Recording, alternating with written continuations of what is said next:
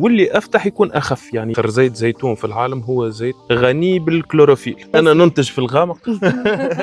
يعني أقدر أقول لما أشوف إزازة زيت زيتون لونها فاتح وإزازة تانية لونها أغمق، فده العيب بيبقى عيب ولا ده عادي؟ هو مش عيب، كل نوع وعنده خصوصياته. اللي أغمق تلقى الطعم متاعه حار، أنت تحس بالحرورية متاعه، هذاك دواء. واللي أفتح يكون أخف، يعني ثقيل وخفيف. هذاك يعني هو ده الفرق بتاعها، ده تقيل وده خفيف. أكيد، وحتى المكونات ما هيش باش تكون نفسها. ما يعني لأنه الأخضر الأغمق تلقاه غني بالكلوروفيل. يعني الأغمق بيكون بالنسبة لنا إحنا أحسن.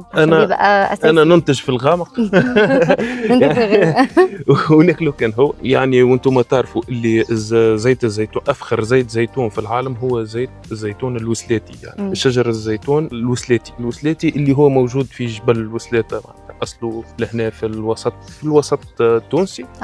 وهذا موجود من قديم الزمان. يعني تم اكتشافه صدفة في الجبل. طيب لو قلنا إن إحنا ممكن يكون في أوجه تعاون بين مصر وتونس، شايف إيه هي أوجه التعاون ممكن تكون موجودة في الزراعة؟ في الزراعة معناتها مجال كبير. أولاً يعني sharing the experiences.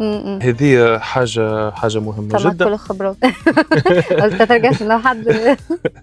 وهذه حاجة. والحاجة الأخرى أنه في حاجات لو يتم إرسالها لمصر، يعني مثلا في قطاع زيتي، تم عندكم زيتون في مصر، وشجرة الزيتون راهي أقل ما تعيش به وتنتج لك. أيوة، يعني ما تاخدش مجهود كتير وحوافزها قليلة وبتطلع إنتاجية أكتر. طيب يعني لو احنا نشوفوا الكواليتي اللي موجودة في مصر وناخذوا شجرة اللي هي موجودة في تونس ونقوموا بتجربتها في مصر، نعمل تنقل.